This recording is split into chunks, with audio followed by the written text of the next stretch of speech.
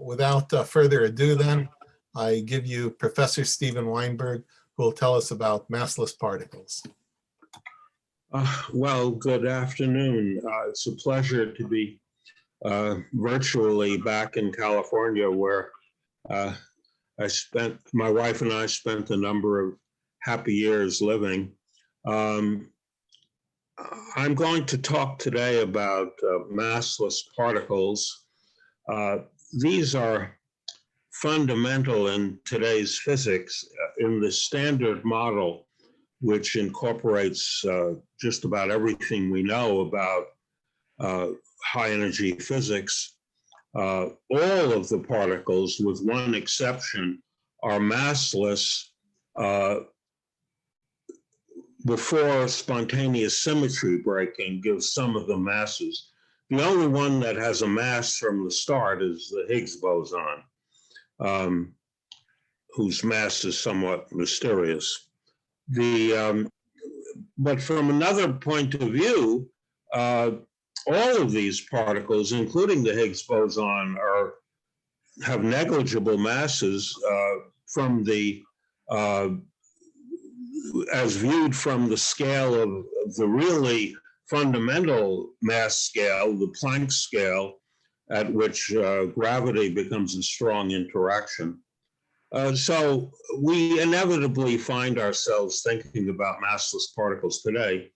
They also played an essential role in the history of physics. And indeed, quantum mechanics and relativity both got their start through thinking about massless particles. At this point, I think I will start a screen share. I hope it works. Share. Yeah, there. Okay. As everyone knows, in 1905, Einstein, in an attempt to understand Planck's formula for the distribution of the energy of blackbody radiation with frequency, made the assumption that the energy of a radiation field is always a whole number multiple of h bar omega, where h bar, as you know, is Planck's constant divided by 2 pi, and omega is the frequency in radians per second, which is the frequency in cycles per second times 2 pi. This is a more modern way of writing. Einstein said that the energy is a whole number multiple of h bar omega, but his interpretation was that this is because it comes in bundles, each of which has an energy precisely h bar omega. And the whole number is simply the number of bundles, or quanta, as they were called then, or photons, as they came to be called later. Now, Compton, through his experiments with X-rays scattering on electrons in atoms, where the kinetic energy within the atom is essentially negligible compared to the energy of the X-ray, was able to show that these bundles of energy, which Einstein had proposed, to have momentum as well as energy, and the momentum is h bar times the wave vector, k. The relation between frequency and wave vector is, of course, familiar from classical wave theory. Omega is the magnitude of k times the speed c, the speed of light. And so it isn't a very difficult calculation to see that E is the magnitude of the momentum times c. And that's precisely the relation between energy and momentum that you expect for massless particles.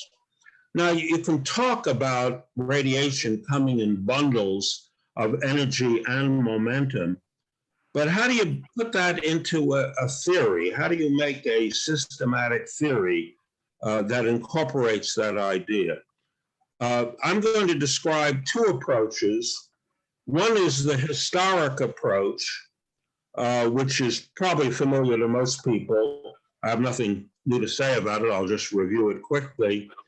And the other is a slightly different approach, which is also not new, but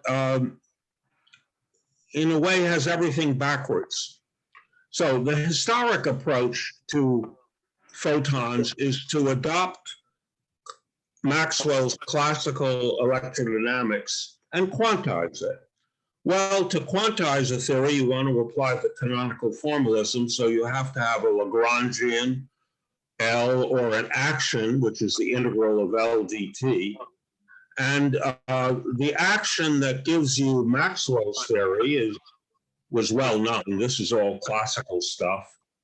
It's there's an E square minus B squared term, and then there are interactions of the point is you don't get Maxwell's theory if you just write this in terms of E square and B square, because, well, obviously the value of E that makes the action stationary is E equals 0. There's a constraint on E and B, which is imposed by writing them in terms of a vector potential and a scalar potential, A and phi.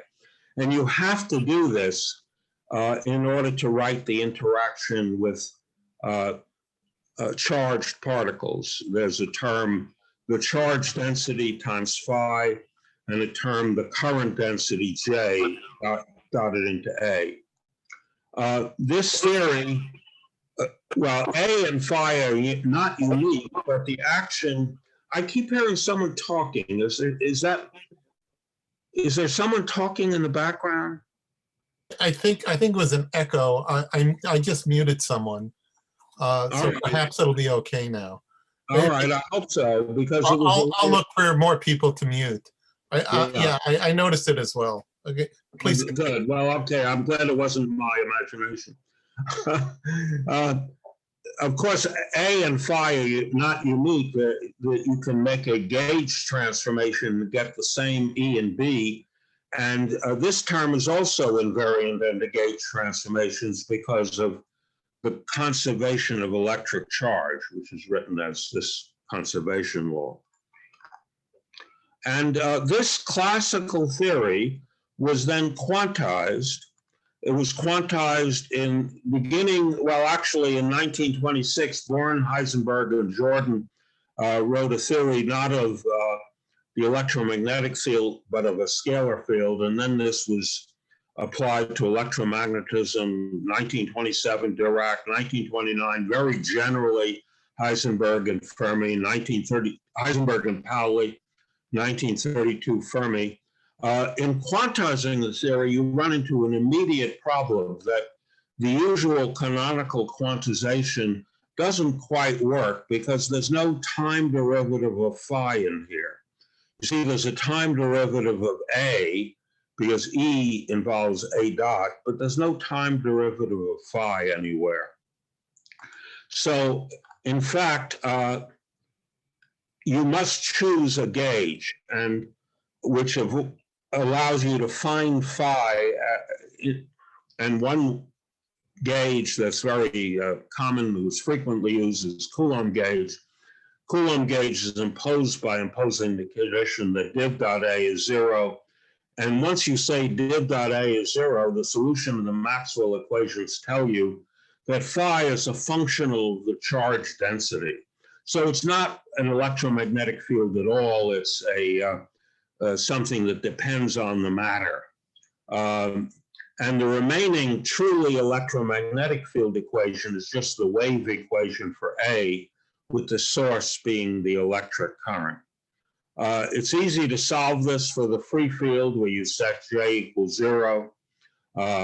And not only solve the differential equation, but also incorporate the canonical commutation relations that you get in this gauge. I'm not going to do it. Everyone, I think, knows about this.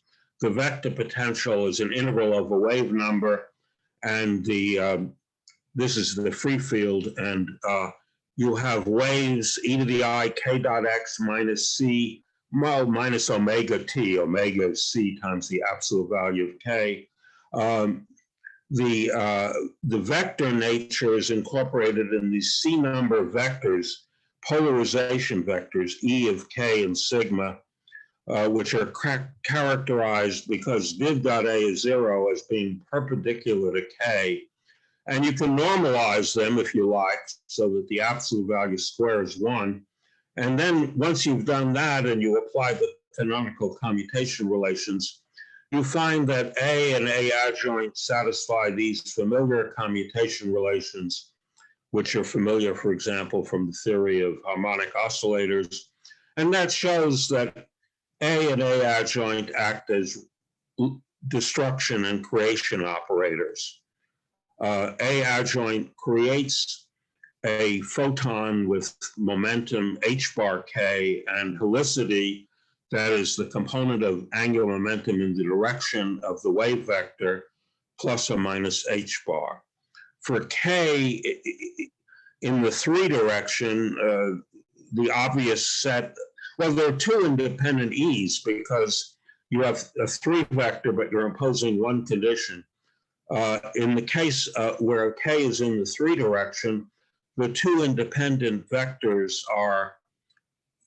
can be chosen to be these, and these correspond to helicity plus and minus h bar, or if you like, 2 states of circular polarization. Very much the same treatment applies when you have not just ordinary gauge transformations, like these gauge transformations, but gauge transformations involving a matrix. This, of course, is the famous Yang-Mills theory invented in 1954 in a context where it really doesn't apply. That is where the symmetry is isotopic spin symmetry.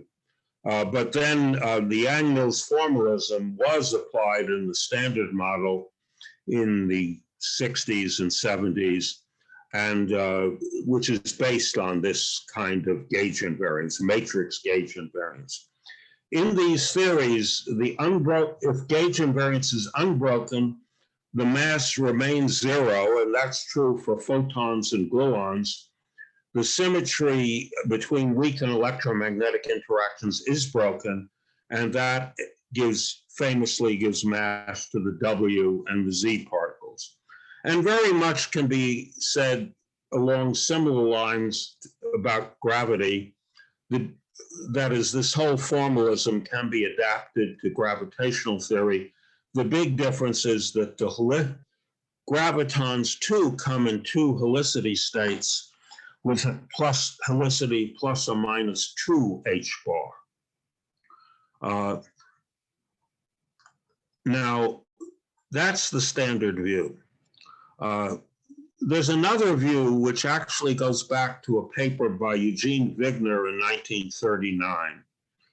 And that instead of starting with the fields and finding the particles by applying quantization to the fields, one starts with the particles whose properties are completely dictated by conditions of symmetry, Lorentz invariance, and then tries to figure out what kind of fields could possibly describe these, winding up in the end with Maxwell's theory, for example, for helicity plus or minus 1. Here's the way this point of view goes. One particle states are states characterized, well, there are multiplicative states characterized by a certain momentum. I think I'm gonna drop the h bars from now on and say the momentum is 4 vectors k mu. There's a subgroup of the group of Lorentz transformations called the little group. This was Wigner's idea, that leaves any particular k invariant. What the little group is depends on what k you choose. You can choose some standard wave vector, like, for example, a particle going up the 3-axis. And, I mentioned here that the usual notation, mu and nu run over 1, 2, 3, and 0, where the 0th component of the coordinate is the speed of light times time. and I'm probably going to drop the speed of light everywhere. Repeated indices are summed. So this is a sum here. This is the statement that W is in that subgroup. I'm sorry, I find it hard for me to see the cursor. I hope you can see it. W is in that subgroup of the Lorentz group that leaves K invariant. Now, acting on the states of a particle with wave number K, these states then have to form a set which are transformed into each other by W. And since we don't want to admit any new continuum variables, these have to be a finite set of discrete states whose properties we can learn by studying the nature of this little group, or in group theoretic language, the representations of the little group. To be specific, if you have one particle states with wave vector K and some discrete index sigma, then the unitary operator acting on that represents the little group on Hilbert space, U of W, has to give you just a linear combination of these. So it doesn't change K. That's what you mean by the little group. So there's some matrix here, which is a representation of the little group in the sense that if you have a product of transformations W1, W2, you get that the product of these matrices is the matrix for the product. So what is the little group? Well, for non-zero mass, it's very simple. You can choose the standard 4 vector to be just the energy momentum 4 vector of a particle at rest. In other words, K has only a 0 component, and the little group is just the Lorentz transformations that leave that invariant, which are just rotations. So for m not equal 0, if you take the wave vector to be 0, the little group is just the rotation group. And that's why we classify particles with non-zero mass according to the representations of the rotation group. You know, the representations are labeled with an integer or half integer j, and there are 2j plus 1 states, which can be transformed one into another with elements of the rotation group, with raising and lowering operators. Now, for m equals 0, you can't do that. For m equals 0, you can't imagine a photon at rest. The standard form momentum for photon or any massless particles can't be taken to be at rest.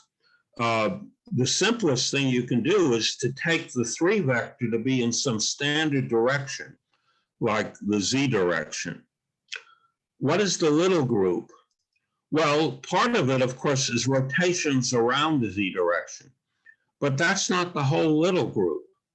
The little group is E2, that is, it's the Euclidean group of the plane, because it's always convenient to work with the infinitesimal part.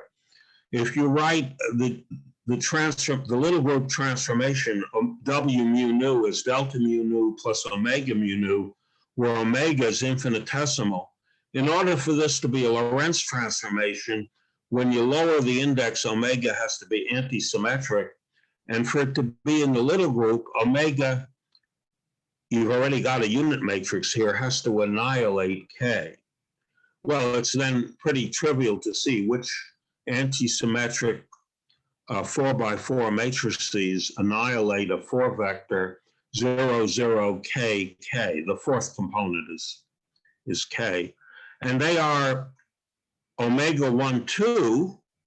Those are infinitesimal rotations around the 3 direction, but also a combination of an infinitesimal rotation around the 2 direction and a boost, that is a transformation to a moving frame in the 1 direction.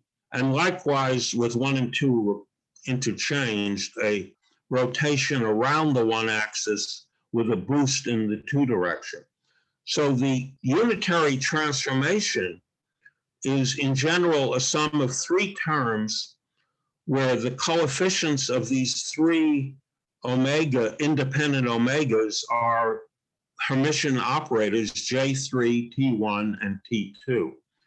Now you can figure out the commutators of these because you know how the group elements behave when you multiply them. That's an elementary exercise in group theory. What you find is that T1 and T2 are rotated by J3. The commutator of J3 with T1 is IT2. The commutator of J3 with T2 is minus IT1. So if you think of it as a little two vector, it just rotates under the action of J3, whereas T1 and T2 commute with each other. And that's why I use the letter T standing for translation, because this is precisely the symmetry group of the Euclidean plane, where J3 is rotations around the axis perpendicular to the plane, and T1 and T2 are translations in the plane. Now, you're familiar with, in quantum mechanics, with translations having eigenvalues, which are the coordinates x, and so you suddenly worry, as Wigner did, these are opening up the possibility of a new continuum degree of freedom in quantum mechanics. And indeed, if there were any physical state in which T1 or T2 or both were not zero, that would be a little value for this. That eigenvector for T1 and T2 would be a little two vector, and then by applying e to the I theta J3 to that state, you could rotate this and get all values in a circle. And that would be a new continuum variable, that angular variable. And well, there are various ways of arguing that that is impossible. Wigner muttered something about it producing an infinite specific heat of empty space. But in any case, there's no doubt that we don't observe any continuum variables in physics other than energy and momentum. And therefore, in order to avoid that, you must assume that T1 and T2 acting on these states give you zero, whereas J3 can have any real eigenvalue you like. Now, so suppose you have a particle with mass zero, wave number k, and this additional index sigma. What kind of fields could create or destroy such a particle? Well, fields are characterized not as representations of the little group or the Poincaré group, but of the Lorentzian group. That is, a unitary operator that represents Lorentz transformations acting on a field gives you a linear combination of fields. These coefficients form a representation of the group of Lorentz transformations, which is known in the trade as SO31. That is, the product of two Ds is the D of the product. And all of these have been, many years ago, categorized and classified. And our question is, which kinds of fields can destroy a given kind of particle, particles being defined as representations of the little group? In other words, for what kind of field can you have psi n of x have a non-zero matrix element between the one particle state and the vacuum? You know that the x dependence is going to be e to the I k dot x because that's translation invariance. But in what cases could this be non-zero? Well, because you know how the states transform, and you know how the fields transform, you can write a simple, if you put in here U inverse psi U, U inverse acting on the vacuum just leaves the vacuum. U acting on this gives you D of W times the same little u, whereas U inverse psi U gives you this matrix. So you have a simple relation between the representation of the little group and the representation furnished by the particles and the representation of the Lorentz group furnished by the fields. And now comes the point. You have to have T1, if you go to W equal the unit matrix plus omega, where omega is infinitesimal, and look for the coefficients of these strange looking combinations, these have to annihilate U. That is, the little group, the T1 and T2 of the little group have to be represented by 0. And that's this condition. Well, that immediately tells you something about the kinds of fields you can have. Because T1, where now these indices refer to the indices on the fields, have to, and T2 both have to annihilate this vector U. Now, as I said, the general representations of the Lorentz group were cataloged by mathematicians years ago, and in 4 space-time dimensions, the general irreducible tensor consists of a number of anti-symmetric index pairs, where these are space-time indices running 1, 2, 3, 0, and then a number of separate indices with a number of conditions that there's anti-symmetry within the pairs, there's symmetry between the pairs, and there's symmetries among these extra indices. And if you want to impose a condition of irreducibility, meaning that there's no way of contracting the indices to get a smaller tensor, then you can say contracting a mu in one pair here with a mu in another pair gives you 0. Contracting a mu with a lambda gives you 0. Contracting 2 lambdas gives you 0.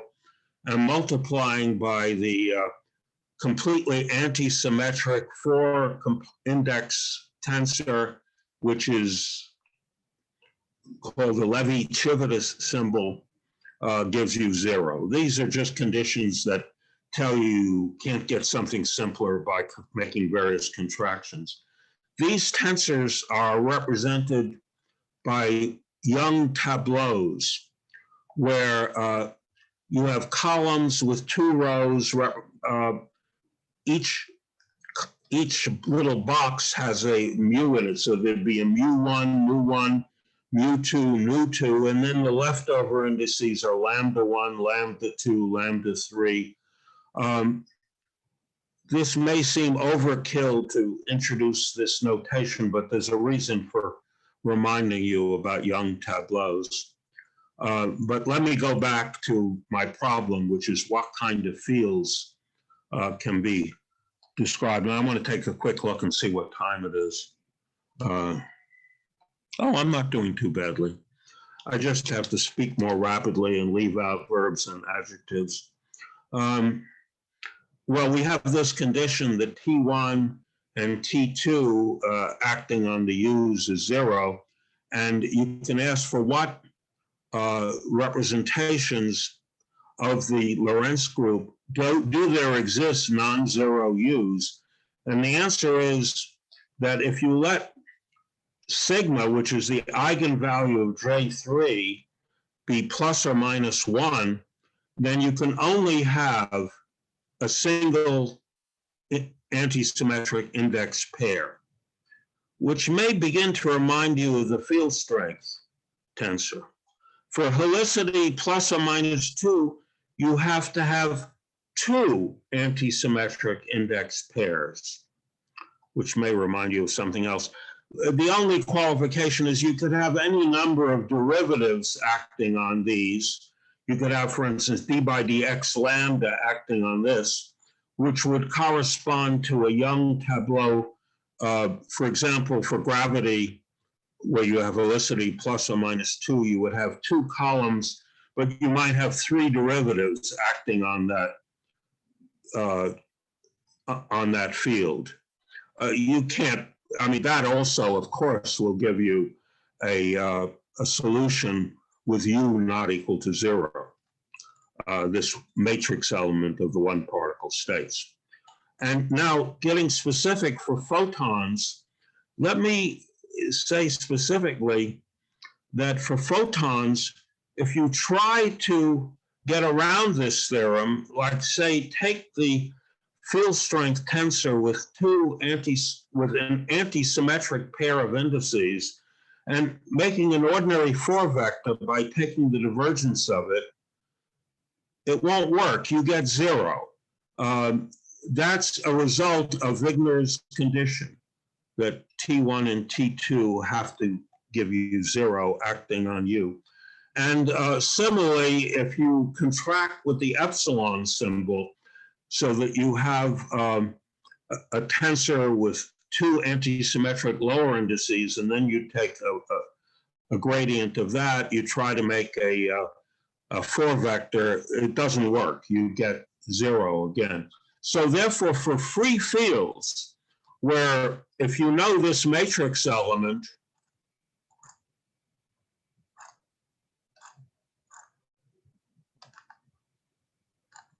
where am I?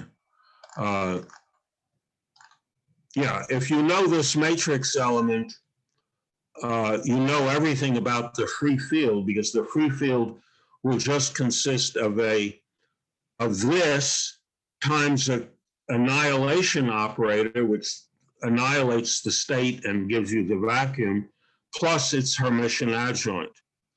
So everything I say about these matrix elements applies also to free fields.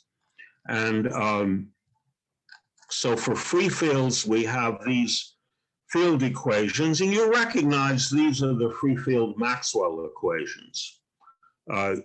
They just come right out. Now, of course, electromagnetic fields are not free.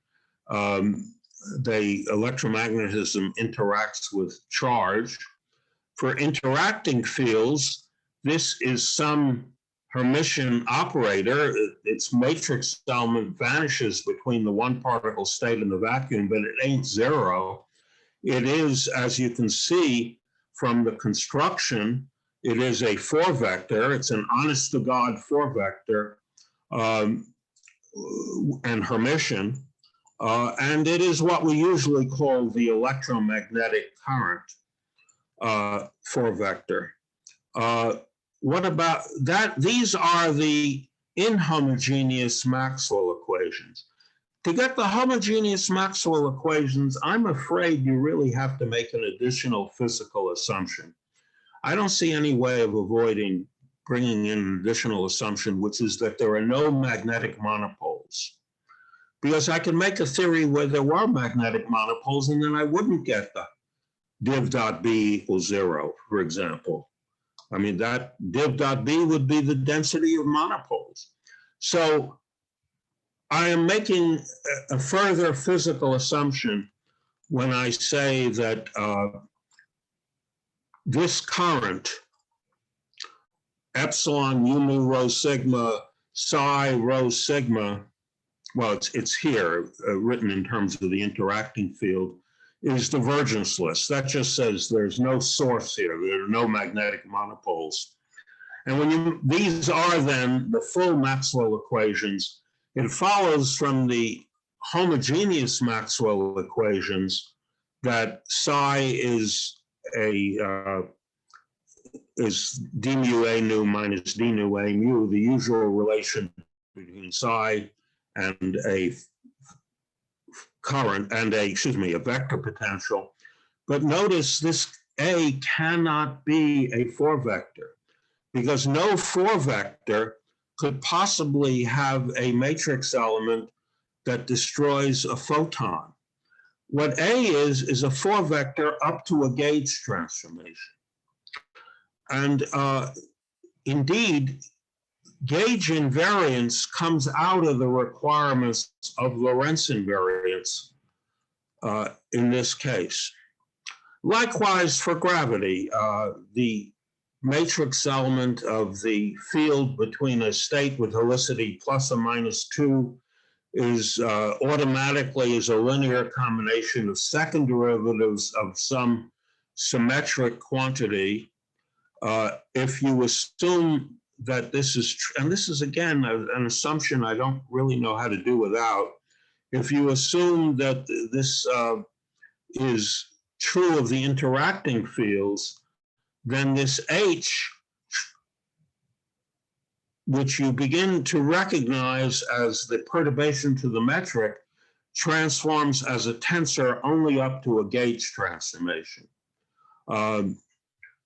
This tensor satisfies a gauge invariant field equation where tau is something that is of a tensor and is conserved, and therefore we identify as the energy momentum tensor.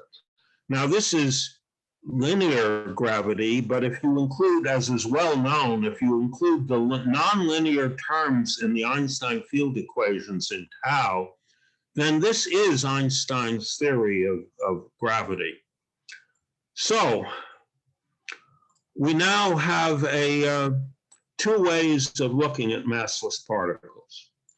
The more common historic way, which is the way I teach the subject, is that Maxwell's theory implies the existence of massless photons.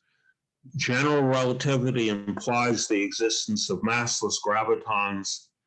But there's an alternative, which is that the assumption that there are massless particles of helicity plus or minus 1 implies that the fields that create and destroy these particles are described by Maxwell's theory.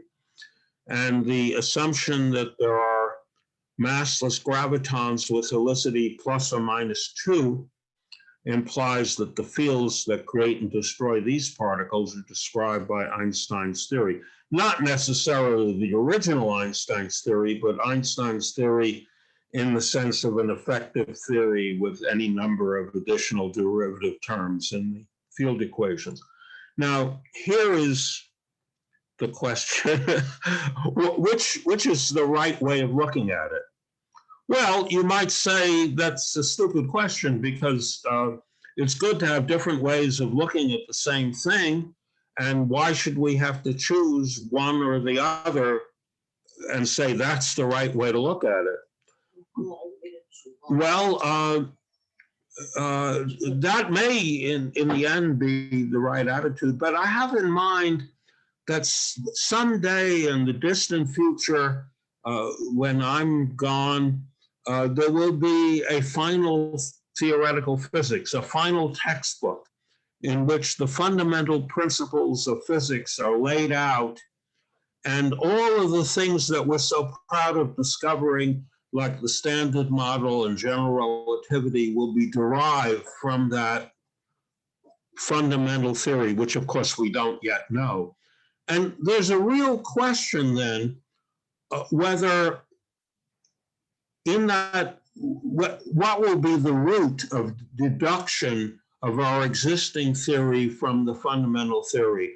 Will we first deduce Maxwell's theory in general relativity, and then from that, in this final textbook, recognize that there have to be massless photons and massless gravitons? Or will it be the other way around? Will we deduce the existence of massless photons and gravitons, and then deduce that they have to be described by Maxwell's and Einstein's theory? I don't know the answer. I would say in string theory suggests that the second possibility is the right one, because in string theory, there's no string theory in which the modes of vibration of a closed string don't include a particle of mass 0 and helicity plus or minus 1, and a particle of mass 0 and helicity plus or minus 2. So although I don't know if string theory is right, and I don't know even really what string theory is, string theory, as far as it's gone, suggests that we should think of the particles as fundamental, but that may not survive. Now, one of the reasons I'm talking about this today is that it happens to be the thing I've worked on most recently. This is all old stuff, but what I've done recently is to extend this to general space-time dimensions.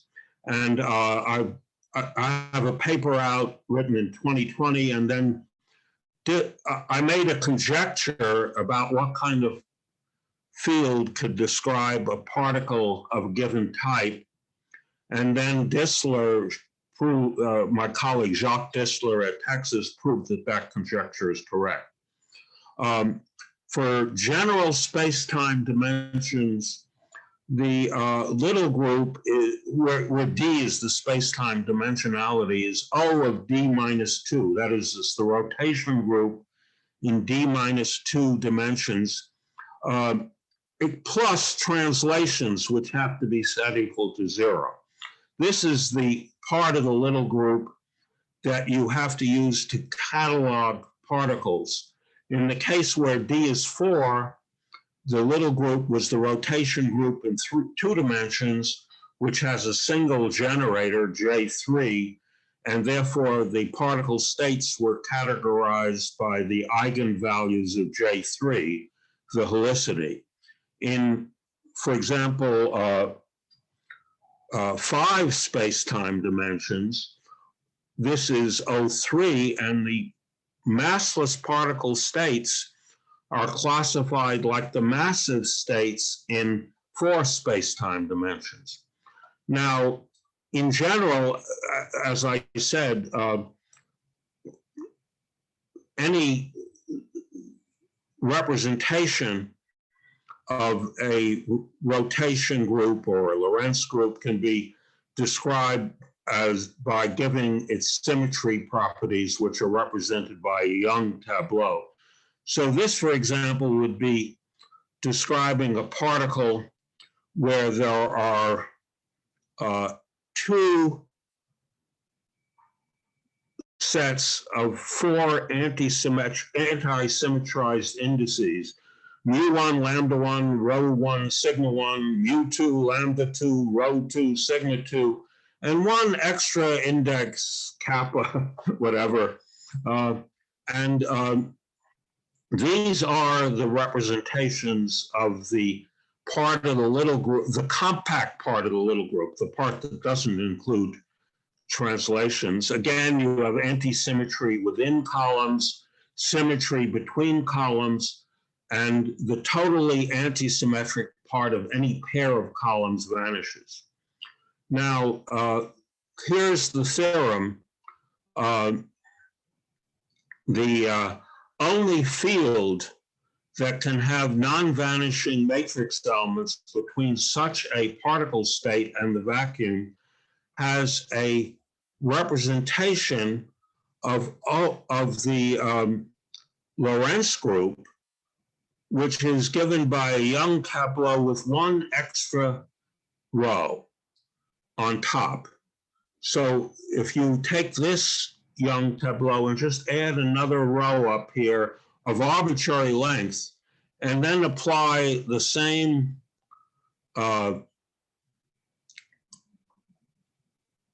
rules, you have anti-symmetry within the columns. Now these columns are 1 height larger by 1, the height is larger by 1 unit.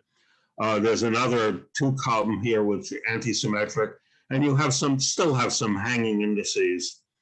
And the general rule is that if you have a total of n space-time indices, and there happen to be D indices in the top row, then this matrix element is the dth derivative anti-symmetrized in columns of a potential, like the vector potential in electrodynamics or the h mu nu in general relativity. And that potential has all of the indices except the ones in the top row. In other words, it has n minus d indices. Now, so that's a statement of this work done in the last year or two. I just had to drag it in because that's what I've been working on most recently. I haven't said anything about spinor particles, and they're awfully important. I just want to say a word about it. I may go a couple of minutes over time, but not much. If you have helicity plus or minus a half, then psi, there's a theorem, according to the same general analysis that I've described, that psi must be described according to the fundamental representation of the Lorentz group, which is a representation where the generators of the Lorentz group are commutators of a Clifford algebra, or to put it in more familiar terms, the Dirac matrices. So for instance, when K is in the 3 direction, these translations in the little group are represented by minus I. Well, you have ji3 plus ji0. Each of them contains a factor gamma I, and then there's a gamma 3 plus gamma 0. Gamma 3 plus gamma 0 is just k mu gamma mu. So these translations in the little group are just the gamma I times k dot gamma. Gamma I is a non-singular matrix. Its square is 1. And therefore, the one particle annihilation amplitude satisfies the condition that gamma mu partial mu psi taken between the one particle state and the vacuum is 0. And that, of course, is the mass zero Dirac equation, which is satisfied by the free particles. For interacting particles, of course, gamma mu psi mu is some interaction term, which in general is not 0. But if you want to do an expansion around a perturbation, you have to start with the free particles, which satisfy, according to this analysis, the mass zero Dirac equation. You don't start with the Dirac equation as Dirac did. You start with the particles and you derive the Dirac equation. Now, there's a question here without gauge invariance. There's no gauge invariance in this. These generators have nothing to do with gauge transformations for spin a half. When you get to spin 3 halves, you do have a gauge invariance, but that gets complicated. There's no gauge invariance. So when you include the interactions, would keep these particles massless, the way photons in electrodynamics are kept massless by gauge invariance, despite their interactions. Well, a particle of spin a half exists in 2 states with helicity plus a half and minus a half if it has zero mass. If these 2 states have different values for some exactly conserved quantum number, then of course the mass has to remain 0, because if the mass isn't 0, you could change plus a half and minus a half just by overtaking the particle as it's traveling slower than the speed of light. And when you look back at it, what was helicity plus a half now looks like helicity minus a half. So you can't have non-zero mass if you have non-zero opposite or different values for helicity plus or minus a half. It used to be thought in the simplest, and in fact it's true, in the simplest renormalizable form of the standard model, that that's the case, that the neutrinos that have helicity plus a half and minus a half have opposite values for a quantity which is conserved in the simplest renormalizable version of the standard model, and therefore neutrinos have 0 mass. But in 1960s, there began to be hints that neutrinos don't have 0 mass. Solar neutrinos were found to, something happened to neutrinos on the way from the sun to the Earth, as discovered by the experiments of Davis, interpreted by the theory of Bacall. And Pontecorvo made the suggestion that what was going on was a oscillation, that is, that the neutrinos actually have small masses, and the ones of definite mass are not the electron type, which are emitted by the sun and absorbed in Davis's detectors, but that on the way from the sun to the Earth, the neutrino gets to be an incoherent mixture of all three. So you only see about a third of the neutrinos you expect to see. Now, how do we explain neutrinos having a small but non-zero mass? There are two competing explanations in the literature. With a high sense of impartiality, I call them the plausible explanation and the implausible explanation. The plausible explanation is that the renormalizable standard model provides only the leading term in an expansion in powers of energy divided by some fundamental, very large mass, maybe a grand unification scale of 10 to the 15 GeV or a Planck scale of 10 to the 18 GeV. So in using the standard model, most things are dominated by the simplest renormalizable standard model, but then there are corrections, which is suppressed by one or more powers of 1 over m. The leading correction is the operator of dimension 5. This is the operator. And it has, just from counting dimensionality, in order for this whole thing to have the dimension of a Lagrangian density, there has to be a 1 over m, and then there's some dimensionless coupling constant, which we can guess is not very different from 1. This is the left-handed lepton doublet, and this is the Higgs doublet. Well, it's the scalar doublet, with the Higgs boson being the particle that is created and destroyed by phi 0. When phi 0 gets an expectation value, this produces a neutrino mass, which, as you can immediately see, is G over m times the square of the expectation value of phi. Well, we know the expectation value of phi from the strength of the weak interactions. It's 247 GeV.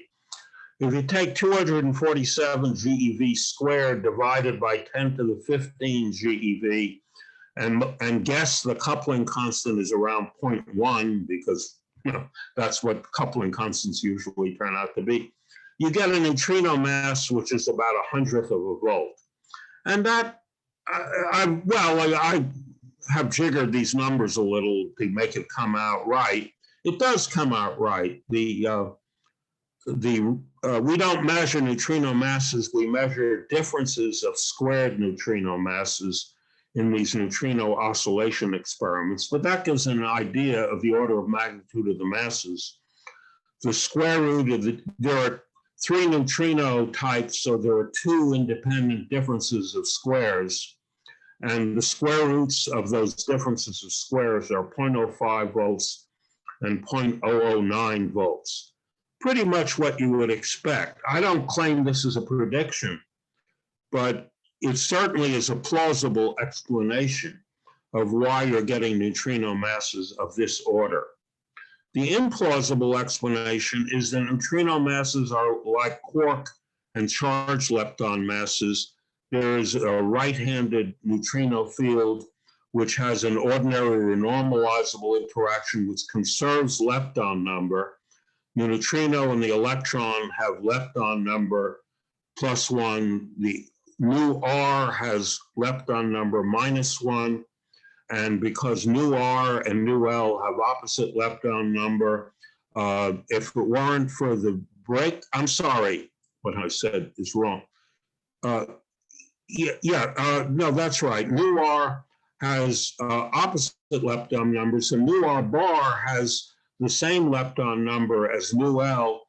This interaction violates lepton conservation when phi 0 gets an expectation value, and gives the neutrino mass, just like any other quark or lepton. The reason I call this an implausible explanation is that it provides no insight at all, or even a hint of one, why the neutrino mass is so small, why the neutrino mass isn't just like all the other quark and lepton masses. These two explanations are usually associated with the name of Majorana masses and Dirac masses. My own attitude is that the idea of a Dirac neutrino mass is ridiculously implausible, and this is an entirely reasonable explanation of the neutrino mass. I have now gone a few minutes over time, but I'm happy to hang around and answer questions. So I will get out of the, or maybe I shouldn't get out of the screen share. Are there any questions? Svi, will you field the questions? Yes. So first, let's thank Professor Weinberg for that lecture. And if you have any questions, and certainly undergraduates, especially if you're in my class, you're welcome to ask questions. And graduate students, everybody's welcome to ask questions. See, yeah, so please raise your hand, or I don't see any takers. Yeah. Well, it's late. I used up the question time with my polemic about neutrino masses. Okay. Anyone disagree with that? I don't think so. I mean, it's certainly completely reasonable.